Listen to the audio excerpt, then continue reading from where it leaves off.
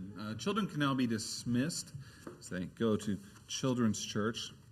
And the rest can turn back with me to Job 1. Job 1. We were going to spend, I'm praying, about 3 weeks to go through the book in very survey form. It's about 42 chapters, so it's not something that we're going to be able to read in thorough depth. It's not my intent to spend all summer. Well, it would probably be the rest of the year to look at Job if we were to do that. But I want us to look and understand what its message is for us. And what this book was brought to attention, as I have mentioned and brought up, the summer survey, where we pass around papers and ask, hey, what would be something you would like to study? And one of the things that came up was the topic of Job. What does Job say? And more specifically, what's going on with it? How could God allow this to happen? And more specifically, the fact of suffering that is in the world. We see pain and evil that is done. And this is sometimes referred to, as you may know it, referred to under a fancy word called a theodicy. Or it's fancy, basically two Greek words mashed together: theo, God; odyssey, it's the word for justice. How can God's justice? How can God be just? How can a righteous and all-powerful God allow evil? And how can He let children suffer?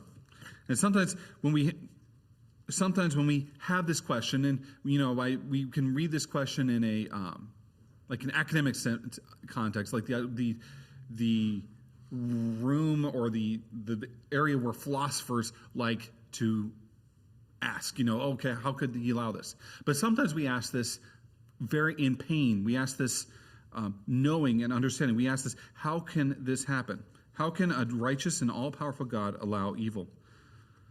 Sometimes we ask this when we look to heaven and say, why God? And then we turn to a book like Job trying to find the answer or some comfort or some nugget to help us go through the day. A key that will unlock the secrets of the universe in our minds that might grow 10 times its usual size so that we can understand finally the secret of why God allows suffering.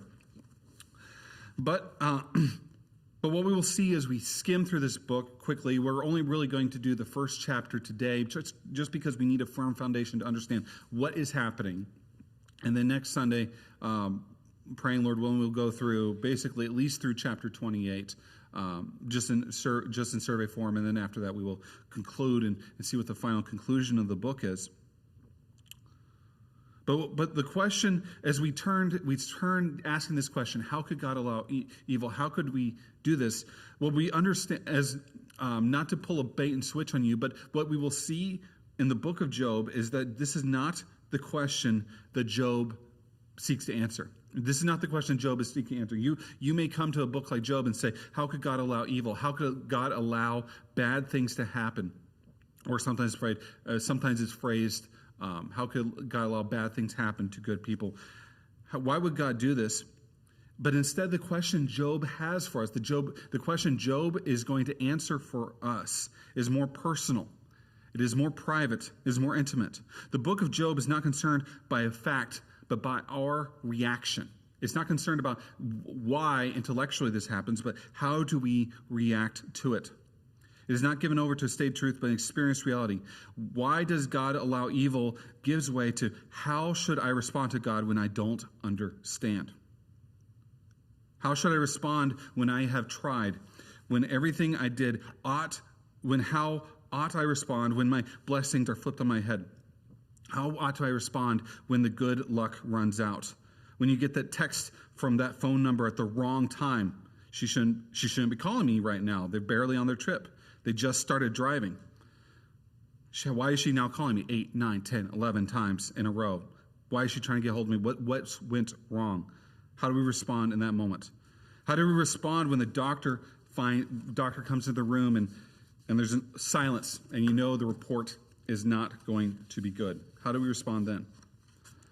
How do you respond when you do your very best? You really studied. You studied that test. You actually worked this time on it, or you actually put yourself to the job, and it wasn't enough. And what needed to happen just didn't. How do you respond when you just don't know? And this is the question Job will seek to answer for us. This is the question that I wish we to learn and understand from Job. And if you finish the first chapter, and you're like, I still have questions that didn't quite satisfy. Well, there's a reason there's 41 more chapters to go. But just as to introduce what has happened, this is the question we ask. It's not so much why does God allow evil, but how should we respond when we don't understand? What does God want from us? How ought we respond when we don't understand, when we just don't know? I believe what the message for us today, just to kind of spoil it as it were, is to recognize that God rules supreme and you must trust him with everything in your life.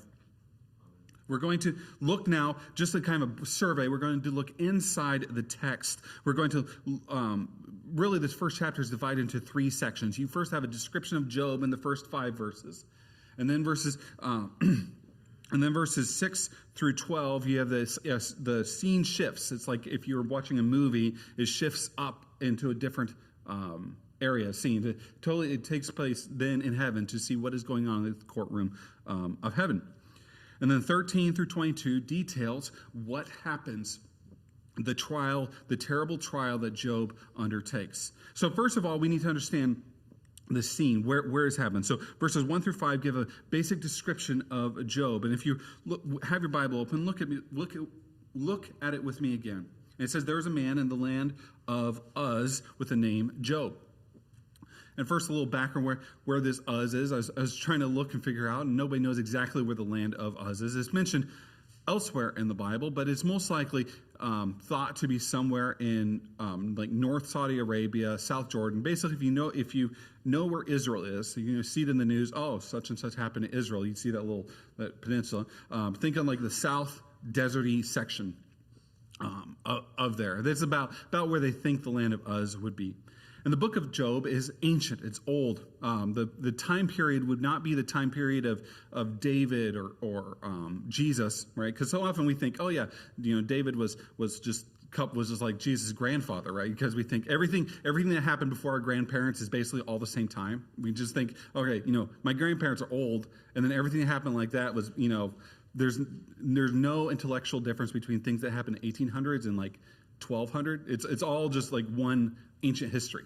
So if you want to think, this is happening about 500 years before Moses. This is going to be happening in the times of Abraham.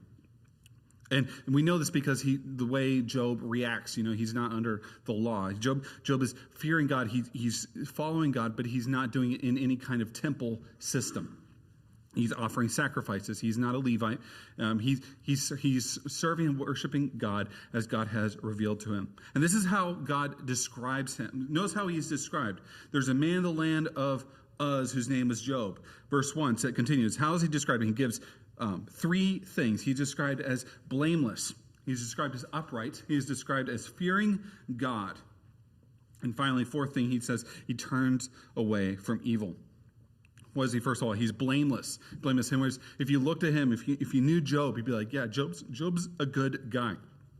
There was no fault to be found with him. If he were running for political office, the opponents could not smear him with anything. They could not find anything that would go, oh, this is his secret. This is his dark.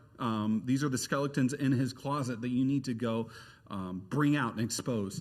He was blameless. There was nothing that you could bring against him. He is upright. He is right. He is righteous in his day. He's living well. He's not under the cover. He's not seedy. He's not making his money and his profits through some kind of immoral means. Right? He's not. Oh, he's a good guy. He's honest and fair, but he's a gangster. No, he is upright in everything. You see, thirdly, how is he described? He's fearing God and turning away from evil. He's described as fearing God. And this is a phrase you will see all throughout the Bible, talk about fearing God. We'll see it later in chapter 28. The fear of the Lord is the beginning of wisdom. The fear of the Lord has 3 main elements. When it describes fearing God, you think, okay, what does that mean? What does it mean for you and me to fear God? What does it mean for Job to fear God? Well, there are three things. First of all, you have the idea of reverential awe. You have the idea of reverential awe. You have the idea of understanding of just being in awe at something. Let me ask, have you ever gone to a national park or even a museum, and there's like a massive painting made by somebody? I can think of there's one painting at a museum in Greenville that went to, and it's huge, big Colosseum, absolutely gorgeous. And I remember standing in front of it and just being in awe that somebody created this. Somebody took months of their life and painted this, etched out the pictures, and the painting appeals to me because it's in the Colosseum, and it's like very violent, and there's like lions and tigers, and they're eating people. And it's horrible, but it's also awe-inspiring. You go, whoa, this is crazy, just the detail that you see. Or if you've ever get a chance to go out and see something like the Grand Canyon is a good example. You go out and realize how small you are. You go out and see, and it's just you think in your head, oh, the canyon, it's just a big hole in the ground. But what you don't realize until you get there is that it's not just one canyon, but it's like a canyon, and then there's a canyon behind that canyon. As far as you can see it looks like the surface of the moon. It looks like the surface of Mars. It's just majestic, and everywhere you can see, you can see for thousands of feet. You can see for miles, and it's fantastic. It's awe-inspiring. It makes you stop and wonder. Especially if you've been cramped in a car for several hours, you go out and see and go, whoa, this is crazy that this is here. This is crazy that this exists. This is the first part of fear of the Lord. It's a reverential awe. How do we respond to God? Do we respond in awe? Do we respond with awe, recognizing who He is, recognizing, treating Him as He ought? Secondly, the second part of fearing the Lord is respect. Respecting the power, right? I have a table saw in my garage. I have a lot of other things taking up room in my garage, but I have a table saw in there. And one of the things I don't let my son climb up on the table saw, or I don't let him climb into the playing in the garage when the table saw is running, or I don't take naps on my table saw, right? I don't leave it plugged in and then like try a blindfold challenge. It's like I'm gonna cut things blindfolded around this table saw just to see what would happen. Right? You wouldn't do that. You wouldn't do that if you have if you're like into cowboy action shooting. You wouldn't go, okay, I've got the 6-shooter. I'm going to load it up and I'm going to pretend to shoot my TV. Fine. Why? Because you're not showing respect for the firearm. You're not showing respect for the table saw. Or if one of the things that we fear, I'm not yet to that point, but maybe some of you have. You've taught your children to drive vehicles. And one of the things that's terrifying about driving vehicles with somebody like that is maybe they don't fully understand how much trouble they could get into, right? That if maybe a boy, maybe a little girl thinks, okay, it's okay, you can get over, you can get in the lane, but maybe a boy thinks, okay, this is my chance to be a race car driver now. This is my chance to show how good I am. All those computer games have taught me how to do this. I'm going to do it for real. And in driving the car, maybe they don't fully understand. They don't have appropriate awe for how dangerous it can be to merge on the interstate. And not that it's fatal, but you understand how you respect it. You treat it with respect. You acknowledge that it is powerful, that you're driving 2 tons of metal around, and things could go very bad if you are not paying attention. And the third thing when it says to fear the Lord, first of all, it was to treat with reverential awe. Secondly, to treat with respect, that is due it. And thirdly, what we see here is simply the idea of fear. The appropriate response is to have awareness. The way you might respond if you were to find yourself if you went down to the Tampa Zoo, and somehow you blacked out and you woke up and you were in the Bengal tiger exhibit, and you're sitting there and you're thinking, oh, I should not be here right now. I should probably get out. I should figure out how I got in here and how I should exit myself from this situation. The way you would react to that. The author of The Lion, the Witch, and the Wardrobe wrote this in describing the character of Aslan. As the children were transported to transported to the land of Narnia, and they prepared to meet the good King Aslan. And one of the things is they're meeting. Oh, you'll go meet the king. You'll go up and see the people, see the throne room, and see where everybody is. It'll be exciting. It'll be good. And one of the things that happens is the children respond. They respond to this news. And in the book, C.S. Lewis writes, Aslan is a lion, the great lion. And ooh, said Susan, I thought he was a man. Is he quite safe? I shall feel rather nervous about meeting a lion. And then Mr. Beaver famously says, safe, said Mr. Beaver. Who said anything about safe? Of course he isn't safe, but he's good. He's the king, I tell you. And so then the response is not that we treat, oh, God is safe, he's not cuddly, but he is good, and he is great, and he is kind to us. So how does he respond? How does Job respond to God? Job responds to God reverentially. He responds respectfully. He responds respecting and fearing who he is. And the fourth thing we see about him in this description is that he turns away from evil. In other words, he has the opportunity to do evil, and he turns away from it. He sees evil, and he's making a choice. Okay, I'm going another way. I'm going to follow after God. This is just from the first verse. We see the description of Job. He's a person whose character is unmatched. Secondly, we see in verses 2 through 4 detail how his personal wealth is unmatched. Well, we see, verse 2, he says, 7 sons and 3 daughters. He's got 10 kids were born to him. He possesses much livestock, right? He possesses much livestock. Just to get an idea, like how much would you think? If you had a lot, if you were a farmer, you think, man, I've got a lot here, and I've got a lot of cows. I've got a lot of sheep. Well, notice what it says. Job had 7,000 sheep. Can you imagine feeding time? Can you imagine having to feed 7,000 sheep? My wife wants to get chickens, and I'm thinking, man, what would 7,000 chickens? I mean, I would need one of those barns that you see on 301, that like the chicken place with the big barn with the fans at the end, just to feed, and then. It'd be a lot. But it's sheep, the land you would have to have possession of in order to do that. 7,000 sheep, 3,000 camels, 500 yoke of oxen, 500 female donkeys. And what does he have? In order to take care of such a thing, one guy is not going to take care of 7,000 sheep. I can tell you that right now. One guy is not going to be able to water 3,000 camels. So what does he have? He has very many servants. And that man was the greatest of all the men in the East. So what do we see? His personal wealth, his blessing is unmatched. He has 10 children. He has much livestock. He has many servants and employees. He is personal, and he worships God. He has it all together. Notice verse 5, his personal devotion is unquestioned.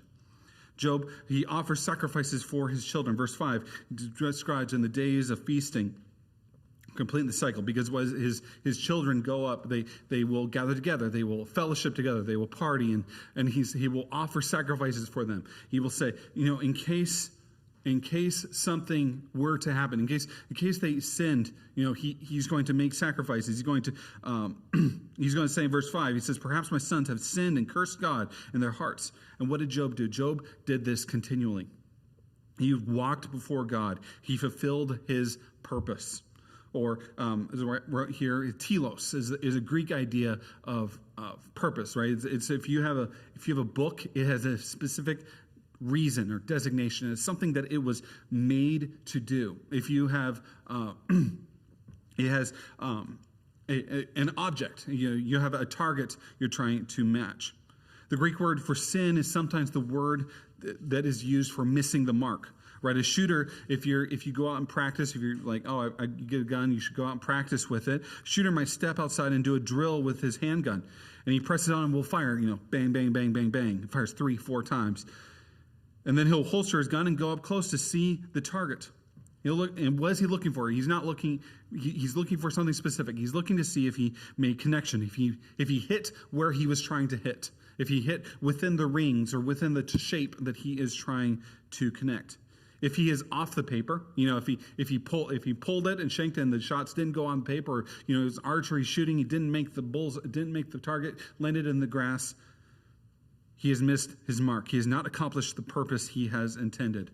And Job is not that person. Job is not the person who pulls out his gun and shoots. Job is the person who nails exactly where he's aiming. He's fulfilled his purpose, his telos. He is doing what is expected of him, and he has received blessing from God. He's fulfilled what is expected from him.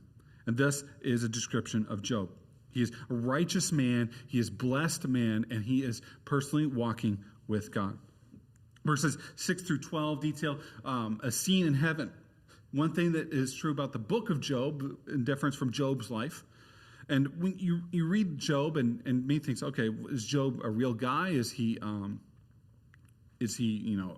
story? We watch movies. We're very familiar with the idea that people will make up stories. Well, the Bible will treat him elsewhere as a real guy.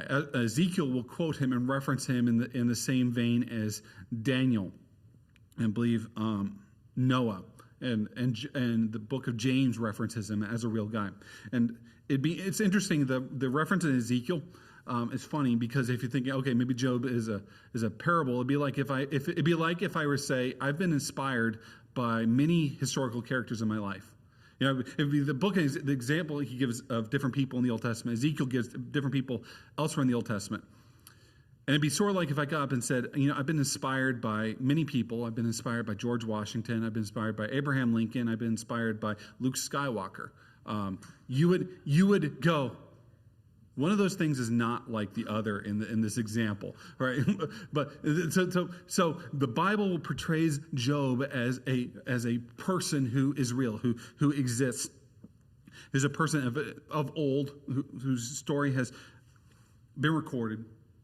And verses 6 through 12 detail an account part that Job would not have known at the time. Because just like in a movie, how you can have information the main character doesn't have, right? You can have the big narrator perspective.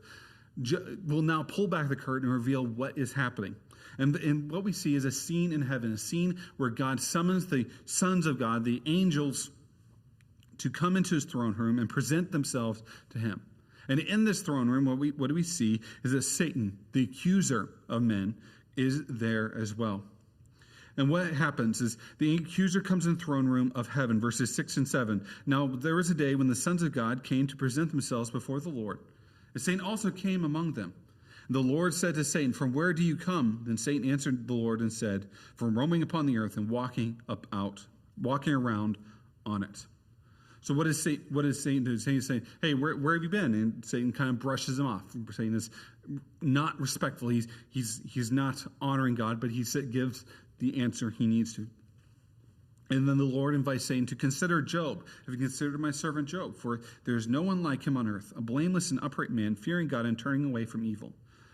And what we will now see in verses 8 through 11 is the accuser, Satan, the one who accuses man before God, accuses God of showing favoritism toward Job, accuses Job of falseness. God lifts Job up as an example. What does he say? Describes in the same way he described earlier. He's described as a blameless and upright man who fears God, turns away from evil. This is what man is supposed to be. This is what man is supposed to do. And the Satan comes and says, yeah, well, that's because you're good to him. It's because you do nice thing for him. The only reason he loves you is because you feed him. It's like, he basically says, Job is like a cat that you have, right? He's basically saying, Job is like the cat that you have. The only reason that cat loves you is because you feed it. If you stop feeding it, the cat would run away. If you stop feeding it the food it likes, it would run away, and because it doesn't love you, it loves the food. That's what Satan is essentially saying about Job. Job follows you because you're nice to him. If you stop being nice to him, he wouldn't follow you anymore. If you stop pouring your blessings out on him, stop giving him so he had thousands and thousands of livestock, stop giving him so he has so many children, he would turn around and curse you to your face. He doesn't love you. There's no loyalty there. That's what Satan is accusing Job of. This we see in verse 9. Then Satan answered the Lord, "Does Job fear God for nothing? Have you not made a hedge about him and his house and all that he has on every side? You have blessed the works of his hands, and his possessions have increased in land. But put forth your hand now and touch all that he has. He will surely curse you to your face. He will surely turn around and turn on you if you stop giving him good stuff." Right? Because the point is that the relation, God is saying, look what example Job is. and saying, yeah, he's an example. He's like employee. We use news. Well, not so perfect, but he's saying, yeah, he's your employee, right? If your employer stops paying you, you will be a lot less likely to keep going into work. You will be a lot less likely to keep working if your employer says, yeah, I can't pay you anymore. And yes, your hours are changed. And yes, you have to work a lot more. You're going to be like, this isn't the job I signed up for. And this is what Satan is saying, that Job is not actually faithful. He doesn't truly fear you. You've actually protected him too much and blessed him too much that he has no reason to follow you. Fundamentally, Satan believes that Job is soft. That Job is just waiting to get out. That if all these good things go away, Job will no longer serve God. And thus, what did the Lord say? Verse 12 said, the Lord said to Satan, behold, all that he has in your power, only do not put forth your hand on him. So Satan departed from the presence of the Lord. And so we see really two things. Two things it points us in on. We talked about how Job, the book of Job, isn't so much seeking the answer. Why do bad things happen? But it does touch on that. It does touch, and we'll get into more of this later on. But one of the things we detail is that there's a whole separate world. There's a whole spiritual dimension to life that we do not normally have access to, that we do not normally see. We see the throne room of heaven. We see God is in control. God rules and reigns, and he sees the works of men. And we see a character in Satan, the accuser of men, the man who hates God, who hates people. What do we see about him? We see he hates Job, because what happens is God says, hey, you can behold, all that he has is in your power, but only do not put forth your hand on him. And later on that will be extended. And we see as soon as that happens, what does Satan do? Satan doesn't just go, yeah, you know what, I'm just going to make things a little more inconvenient. A couple more sheep will die this summer because the water's not as good. Maybe some of his kids will get sick. What happens when God says, yeah, all that he has is in your power, only do not put forth your hand on him? Satan seeks to take away everything away from him. Satan seeks to go in a single day. He then tests Job and moves people to march against them, to murder his servants and take his flock. He moves the wind to come and knock down his children's house. He moves nature onto him. But one of the things you see here, causes of evil, causes of suffering, is that there is spiritual enemy. We have a spiritual enemy in the devil, and we'll get into that later. But we also see in that he cannot move beyond what God has said. He cannot move beyond what God's reign is. It is not like the war over in Eastern Europe where you've got the sides where it's like you're trying to figure out who's going to win. If this side advances, the other side advances. It's not counterpunching. He is limited in his sphere by what God allows him. And we see then in verses 13 through 22, it details the terrible trial that Job undergoes. We see 4 messengers come. We see first the messengers come and say he loses a bunch of his herds and his servants. Verses 13 through 14. And now the day when his sons and his daughters were eating and drinking wine in their oldest brother's house, a messenger came to Job and said, the oxen were plowing and donkeys feeding beside them. And the Sabeans attacked and took them. They also slew the servants with the edge of the sword, and I alone have escaped to tell you. We see the enemies have come. The flocks were stolen by thieves, and his servants were murdered. We see the second messenger in verse 16 comes and says that while he was still speaking, another one came, and the fire of God fell from heaven and burned up the sheep and the servants and consumed them. So it's like either fire or, what does this fire of God look like? Is it meteorites? Is it something comes from heaven? Something that is not from man. It comes and destroys your flocks. It destroys 7,000 sheep in one blow. And the servants as well, and I alone have survived to tell them. A third messenger comes and says, verse 17, and while you were still speaking, also another came. The Chaldeans formed 3 bands and made raid on the camels and took them and slew the servants with the edge of the sword, and I alone have escaped to tell you. And then finally a 4th servant comes and tells them that his children have been killed in essentially a tornado. Tornado comes through and kills his 10 children. And while still speaking, your sons and your daughters were eating and drinking wine in their oldest brother's house. In verse 19, behold, a great wind came from across the wilderness and struck the four corners of the house. And it fell on the young people, and they died, and I alone have escaped to tell you. You see, Job is struck, all these people around him. Suddenly, he goes from a blessed man to have lost everything.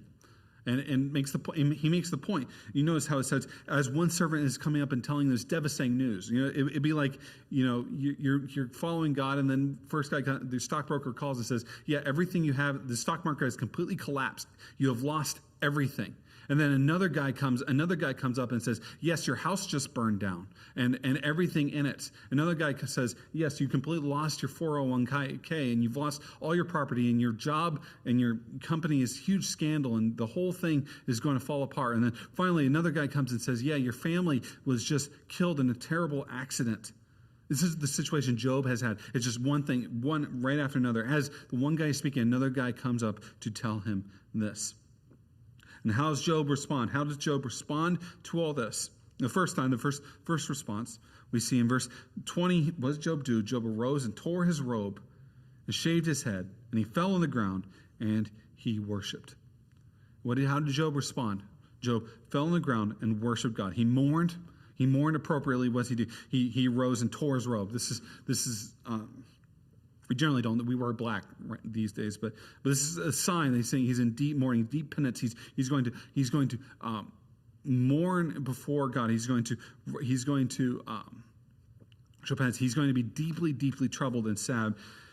And he falls to the ground and he worships God. And he says, "Naked I came from my mother's womb, and naked I shall return there. The Lord gave, and the Lord has taken away. Blessed be the name of the Lord." Because why? Because what does Job do? Job recognizes that everything he has, every good thing, every good and perfect gift comes from the Father of lights. This is what Job recognizes. Job recognizes that everything he has, that he enjoys in life, is a gift from God. That everything he has that he enjoys from life, it is a gift from God. So he begins to mourn, he begins to worship, and he responds to these events rightly. He responds the way the Bible wants us to respond. So the question is, how do we apply this? How do we work out this? And one of the things we see throughout Job, all these will be developed. Remember, this is only the first chapter, and there's 42 more. So all these will be developed and emphasized and come back. Because what will happen in chapter 2 is that the sons of God, the angels and Satan, assemble before God, and Job and Satan then provokes again. Satan then goes, "Hey, you know what? The only reason he hasn't cursed you is because you kept his health, right? You took everything away from him, skin for skin, right? You kept him healthy, and of course he hasn't turned on you. You took away everything, but he still feels good, right? His back doesn't hurt when he gets up in the morning. His skin is still." It doesn't burn. He's not in pain. Of course he hasn't cursed you yet. You put him in pain, then he'll turn on you. And thus this is what will happen. Job will be put under trials. He will be his skin and his body will be his health will be taken from him. And then as the book will begin in earnest. But what we see here is a background. Just to understand is we see that God sees your faithfulness. God sees what you do. He recognizes when you obey him. So that's what should you do is you should trust God. Trust God. What we see here, is the example that you and all people are sinners, right? Job, he makes a point? He turns away from evil. He offers sacrifices for his children. Job recognizes that he is not sinless. Job is not, and again, develops further in the book, that he is not saying, "Oh, I am some perfect guy, that I exist apart from God." He recognizes that he is a sinner, but he sees that there's a way to be right before God. He sees there's a way to have right fellowship and worship of God. There's a way to be pleasing to God. And so Job provides a window, a picture of humanity before an all-powerful God. He provides a picture. He shows how you right before God. And how does he know? As the Bible details how we're remade right before God is through believing in him, by trusting him, by believing in what Jesus has done for us. Because what he sees and develops here is that no man is righteous in his own self, but only the righteousness that comes through Jesus Christ, through believing and trusting in Jesus, through relying on him. I want us to see, secondly, is that spiritual warfare is a reality. Trust in God to provide a way of escape. Well, we see a picture of an accuser who hates believers. We see a picture of an accuser who hates people. 1 Peter 5:8 describes the devil, describes the same person, the same character, who is not just annoyed, right? He's not, the point of one of the things about the devil is he's not just mildly annoyed. He's not like, oh, I don't like my daughters don't like their vegetables, right? We had this funny conversation about what vegetables do you like, and we were describing green beans or peas. And some of them are like, yeah, I hate that. Some of those are like, I don't really like that, but I'll eat that. And they eat it when it's served to them.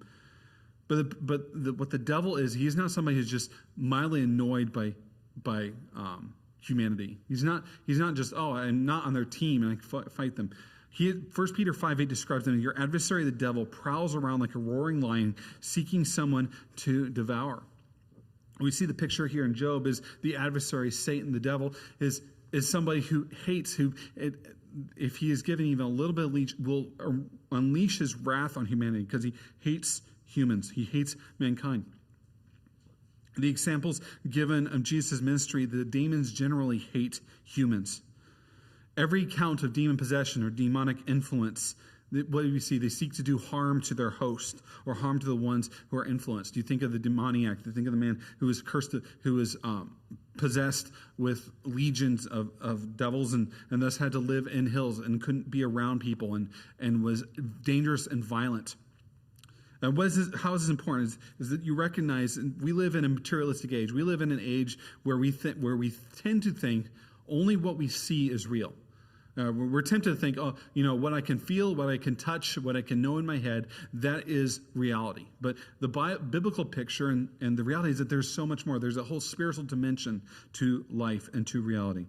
And so thus, because of this, because spiritual warfare is real, because there are opponents and adversaries that seek to do you harm, you must trust God. You must rely on God.